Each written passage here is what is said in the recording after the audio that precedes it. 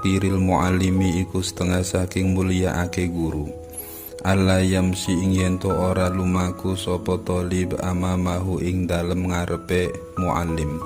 Wala yajlisulan ora lungguh sapa talib makanahu ing dalem panggonan lungguhe muallim. Wala yabtadi ulan ora ngawiti sapa talib al kalama ing guneman indahu ing dalem sandinge muallim.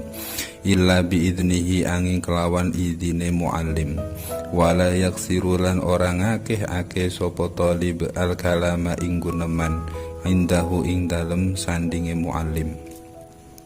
Wala yas'alulan ora takon sapa talib sayan ing suwiji-wiji inda malalatihi ing dalem nalikane bosene muallim. Wa yura'iyalan yentong reksa sapa talib al waqta ing waktu kang den tentuake muallim. Wala yadukulan ora ngetog sapa talib al baba ing lawang. Bal yasbiru balik sabar sapa talib hatta yakhruja sehingga metu sapa muallim. Fal hasilu moko utawi hasile apa annahu temestune talib iku yatlubu nyupri sapa talib ridahu ing ridone muallim. Wa yajtanibu lan ngeduwi sapa talib sukhtahu ing bendune muallim. Wa yamtasilu lan anut sapa talib amrohu ing perintahe muallim fi ghairi maksiyatillahi ing dalem seliyane maksiat marang Allah Ta'ala. Wala ta'atalan ora ono ta'at iku maujud lil makhluki marang makhluk fi maksiatil khaliqi ing dalem maksiat marang zat kang dadiake makhluk.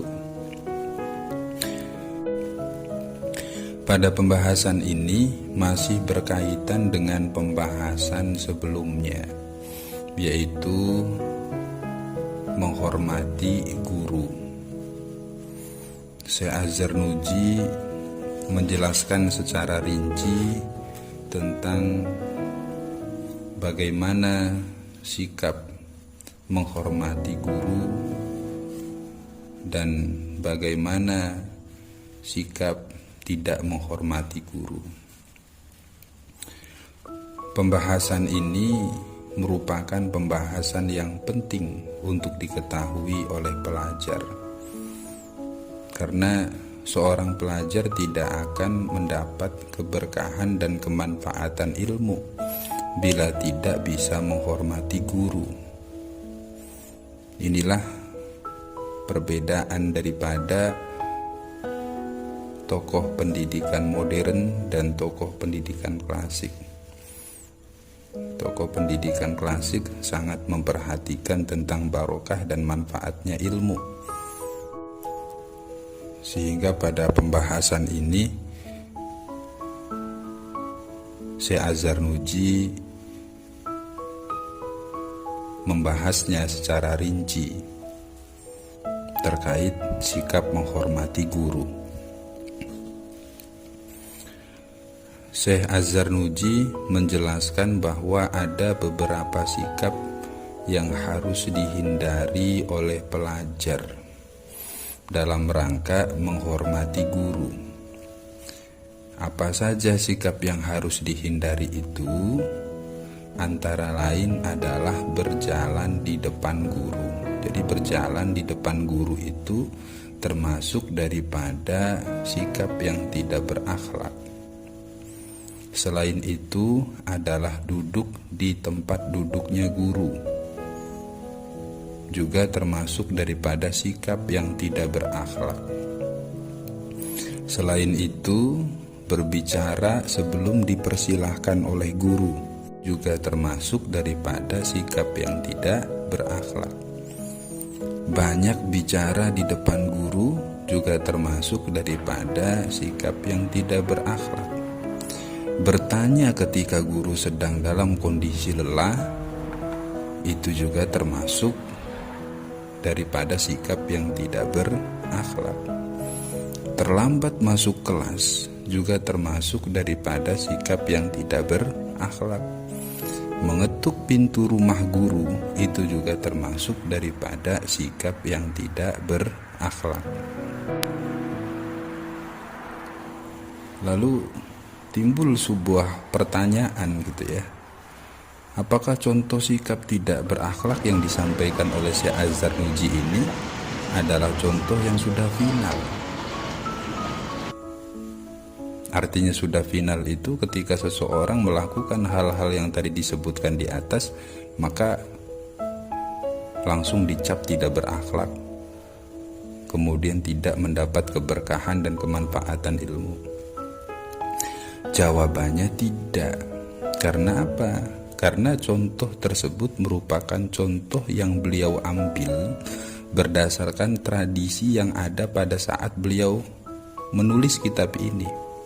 Tradisi yang sedang berkembang begitu. Ketika murid mengetuk pintu kamar atau pintu rumahnya guru, termasuk tidak berakhlak. Apakah hal demikian ini juga terjadi di zaman kita? Ya tergantung perkembangannya seperti apa. Kalau ternyata sikap yang demikian ini justru memiliki makna yang berbeda, artinya mengetuk pintu rumah guru, mengetuk pintu kamar guru, tidak disebut sebagai tidak menghormati gitu ya, maka pasti hukumnya berbeda.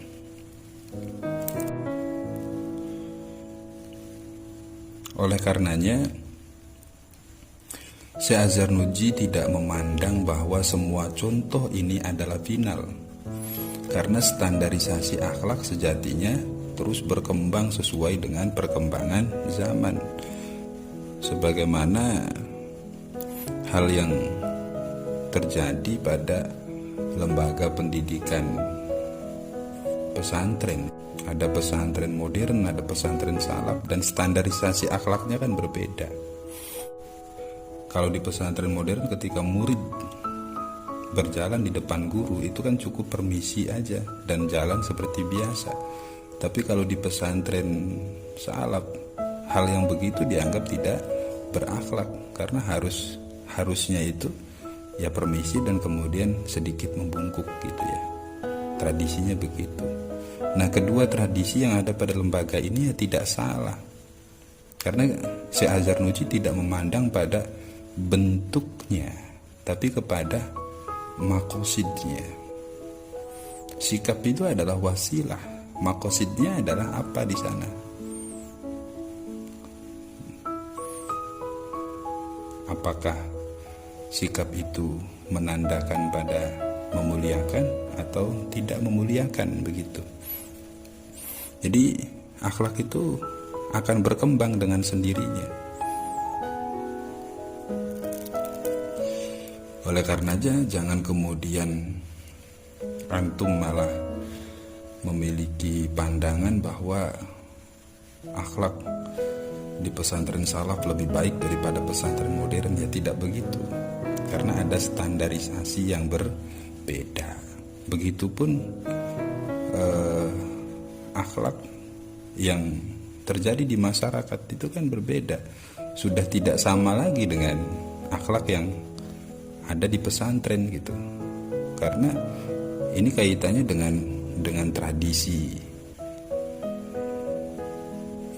Oleh karena itu yang perlu antum pahami adalah berkaitan dengan contoh yang disampaikan oleh Syekh Az-Zarnuji dalam kitab Ta'lim ini adalah ya sebagai bentuk contoh saja. Adapun apa yang beliau sampaikan di dalam kitab Ta'limul Muta'alim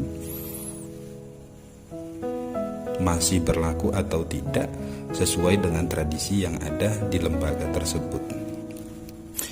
Karena tujuan daripada hal demikian menurut Syekh Az-Zarnuji adalah ya telubu ridohu, mencari ridhonya guru, wa yajtanibu sukhtahu, dan menjauhi godob atau marahnya guru, wa yamtasilu amrohu fi ghairi maksiatin, dan mengikuti perintahnya